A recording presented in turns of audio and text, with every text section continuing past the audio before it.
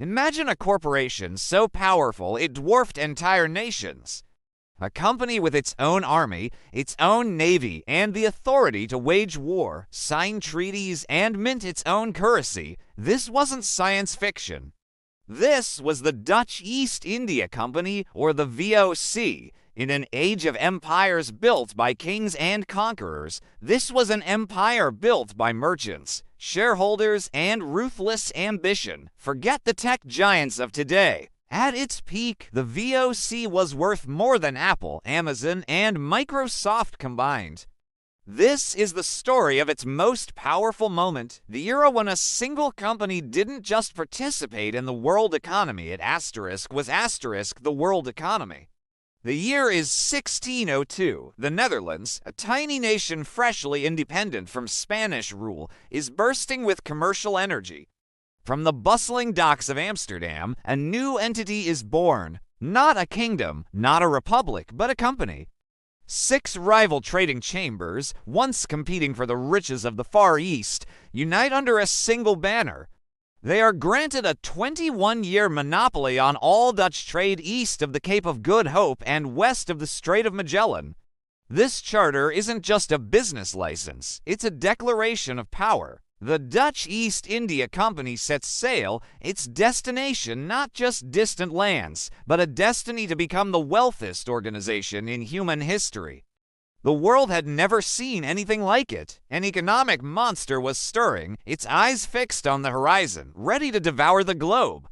How did a private enterprise achieve such unprecedented power? The answer lies in a handful of tiny, fragrant treasures: spices, nutmeg, mace, cloves, and cinnamon. In 17th century Europe, these were more valuable than gold.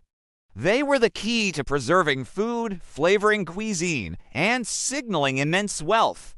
The VOC's genius was not just in trading them, but in controlling them completely. They established a brutal, airtight monopoly over the spice-rich Banda Islands, the only place on Earth where nutmeg and mace grew.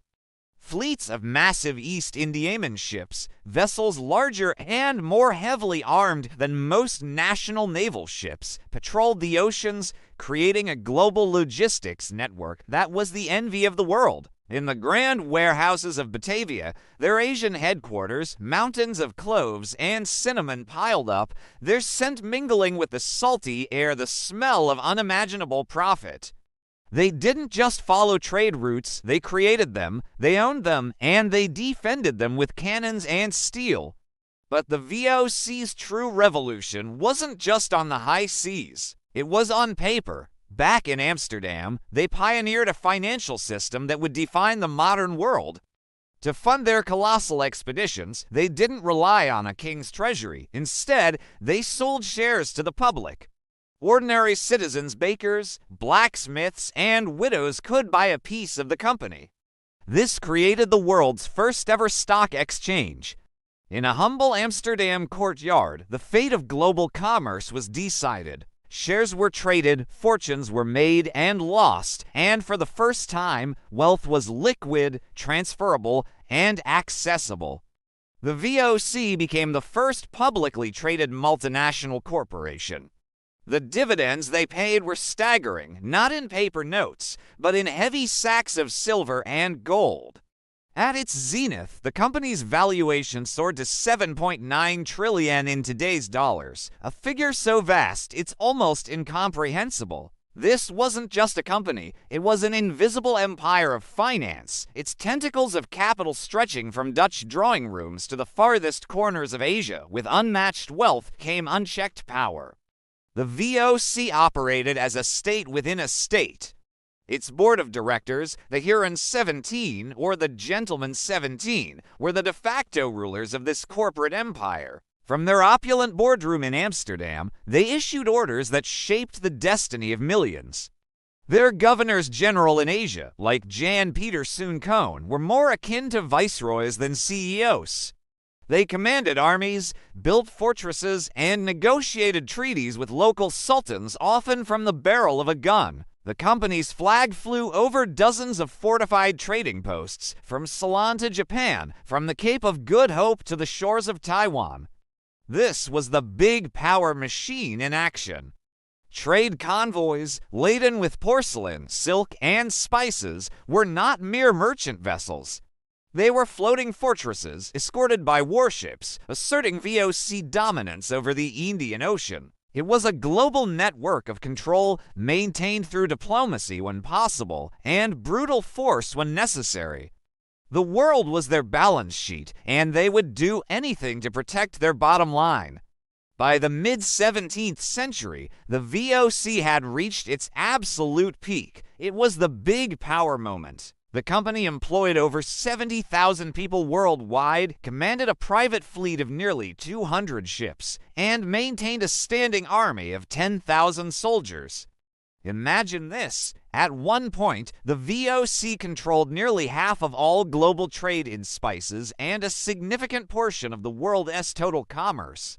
Its profits were astronomical, funding a golden age of art and science back in the Netherlands. The wealth flowing from Asia built the magnificent canal houses of Amsterdam and funded the masterpieces of Rembrandt and Vermeer.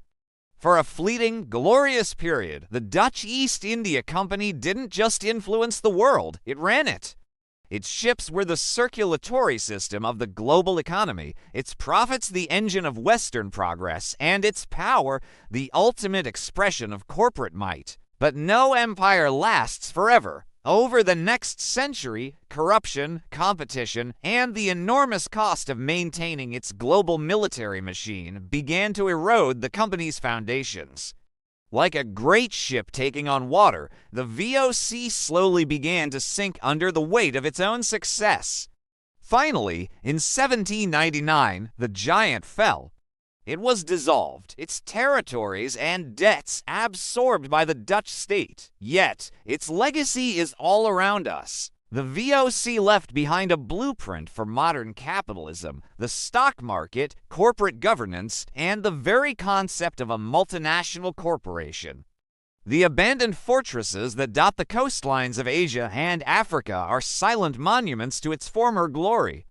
The documents preserved in archives tell a story of ambition, innovation, and brutality. Every time we check stock prices or witness the flow of goods across the planet, we are seeing the echo of the wealthiest, most powerful company the world has ever known. The era of the VOC is long gone, but the world it created is the one we still live in today.